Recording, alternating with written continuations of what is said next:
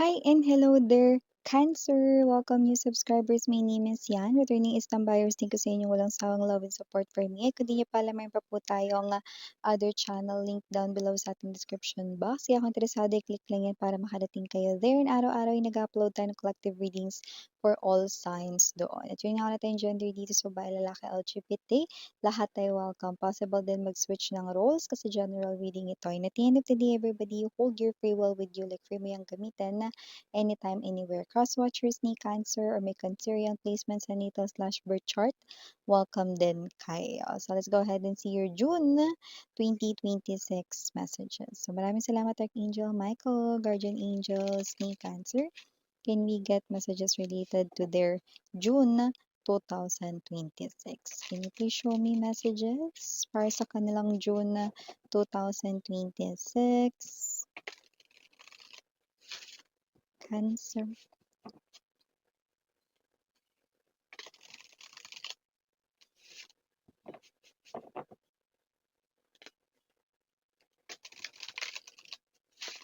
Okay, so Cancer, meron kayo ditong energies of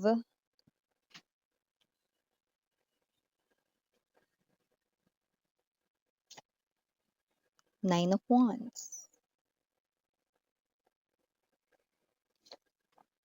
Ten of Coins, the World. Your life is changing here, Cancer. Ace of Cups, Eight of Swords, Five of Coins.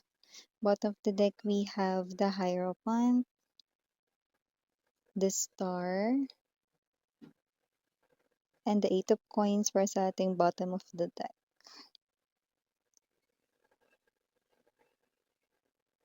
Okay.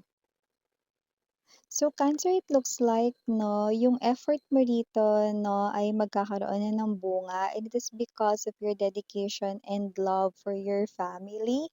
So, kung ikaw ito, excuse me, no, kung ikaw ito mga babes, no, na meron ditong energy ng nag-e-effort ka, ginagawa mong lahat ng katrabaho ka dito, no, because you love your family, because you want to provide for them and give their needs and even their wants. I do see that the universe ay granting you this wish to have more. Wow! So, maaaring makatanggap kayo dito no, na alam niyo naman maraming ways sa universe na paano ito makakarating sa inyo, pero padadaanin po ito sa inyong trabaho. No? So, there could be lots of ways how the universe here will make this happen. No? Pero aangat rito yung life mo. Your life will change, your money will change, your balance will change. I do see you here, no, getting the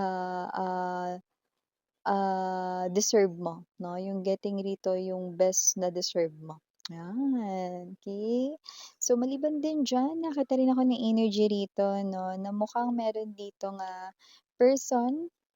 Okay na ini-effortan kayo, pero puwede rin naman na ini-effortan niyo siya kasi mukhang, ito ay mixed energies 'no. So, may possibility rin 'no na itong person na 'to 'no ay maaaring hindi kayo pinapansin, pero siya pa rin ang laman ng isipan ninyo or baliktarin niyo na lang na maaaring, siya naman ito mga babes 'no na hindi niyo pinapansin pero nagpapapansin siya sa inyo, ayan, gano'ng klase ng energies, okay. So, meron din ditong another, message here 'no about love. May possibility rin ng new love na dumating sa inyong life. Etong person na 'to 'no ay ma-effort sa nakikita ko and maaaring ito na rin yung makatuluyan mo. Okay. This person here will show you, siya talaga yung magpapakita rito ng gustong-gusto ka niya, 'no? Siya talaga rito yung papakita niyan, 'no? Maaaring at first hindi mo siya magustuhan agad, pero you will definitely fall for that person here, 'no? It might take time, pero nakikita natin dito that you are destined for each other, okay. So, yeah, may mga gano'n talaga, 'di ba? At first 'no, yung isa lang yung nagkakagusto 'no, and the other one 'no, ay mafa-fall din pero medyo matagal-tagal, ayan 'no. Yung ibang kuwento naman 'no, dalawa kayo na biglang na-fall sa isa't isa agad-agad. Yan, okay. Yung iba naman nagsisimula sa aso't pusa, yan. So, I do see na meron ditong someone for you. Kasi iba rito parang nag-iisip kayo, parang tinatanggap niyo na sa sarili ninyo na mag-isa kayo forever 'no. So hindi 'no, hindi gano'n yung nakikita ko rito 'no. Hindi kayo dito magiging mag-isa forever, Cancer, because someone here, new is definitely coming to your life. And you might meet this person here because of a family member or someone here you treat like a family, maybe a close friend or best friend, 'yan 'no. Mo sa pamamagitan nila, okay, or katrabaho na friend mo na din, okay. So, yeah, someone close, yeah. So, meron pa tayo ditong energy na maaaring magkaroon dito ng opportunity abroad. So, I do see that this is you, no? You might be thinking about this. Naku, alam ko na yun, Miss Yan, kaso hindi pa ako makapagpasya. Yan. So, it looks like you will give this a go. Yeah, I'm see you working there.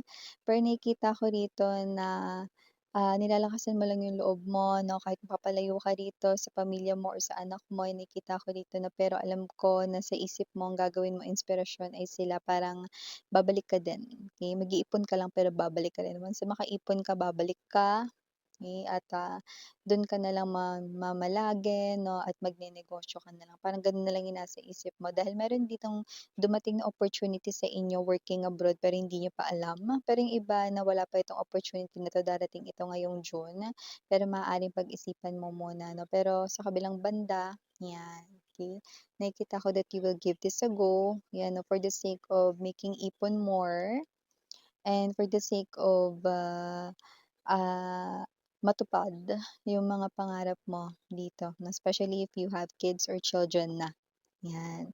So maliban diyan 'no, kung hindi naman yung tungkol rito sa, pagdadalawang isip kung lilipad or pupunta ng ibang bansa, yung iba naman dito kinakabahan, kakabog-kabog sa mga medical nila rito 'no or yung mga inaasikaso nilang mga permits or, mga, requirements related sa negosyo or related sa pag-a-apply ng new job. 'Yan, 'wag na kayong kabahan kasi nakikita ko rito pass. Ibig sabihin makakapasa kayo diyan, okay. Wala akong nakikita ritong dapat ninyong ikabagabag or ikakaba-kaba, 'yan, okey. So, nakikita ko dito that you will definitely makakalusot diyan.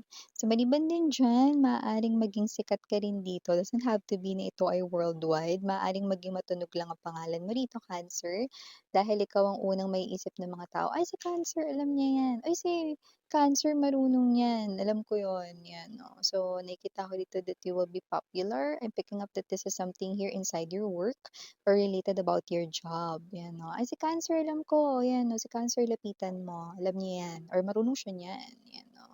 So, whatever the case may be, 'yan diyan na magsisimula ang alinis 'yan. Nahangaan ka ng isang person dito. Meron kasi someone sa inyong pinagtatrabahuhan 'no, na hindi ko naman nakikitang may crush siya sa'yo ngayon. Pero kung sino 'tong tao na 'to baka dahil diyan magka-crush siya sa'yo. Kung sino 'tong person na 'to na for some reason nakikita ko na hindi siya yung energy ng nag-o-OT at siya yung, pagpatak talaga ng uwian nagka-clock out agad. Nasa biometric siya agad, 'yan 'no. So, whatever the case may be, 'yan yung energy niya. Pero hindi siya tamad.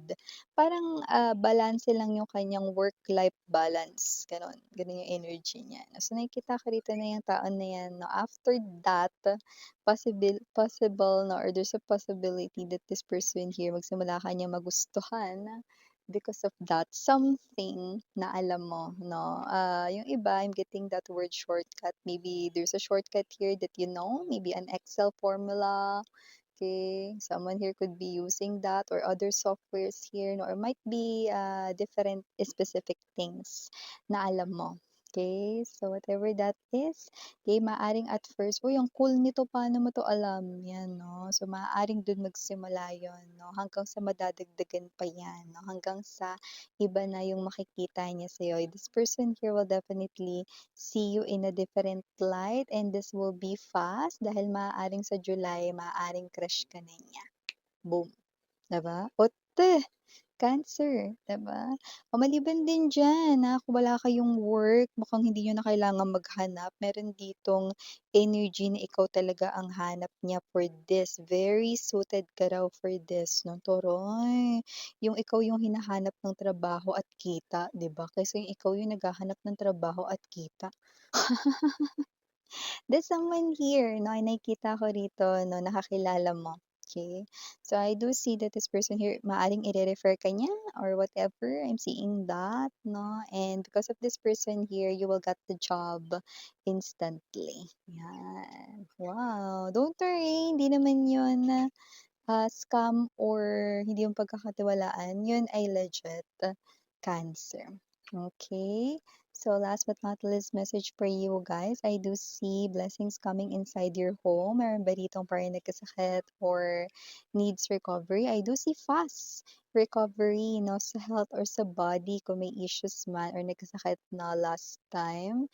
This June, I do see blessings entering your home, including na rin yung better health, okay, and of course, no, yung blessings na lahat magkakaroon inside the family. So, may good news sa loob ng home 'no, at mukhang lahat kayo sa family ay makakatanggap nito. Yan, blessings ang nakikita ko here. So, ito yung mga mensahe right here for your Cancer. Again, name Yuriana Annie for the girls and Yana Duna for the boys. Sarang hey, love and light, sweethearts. And yun.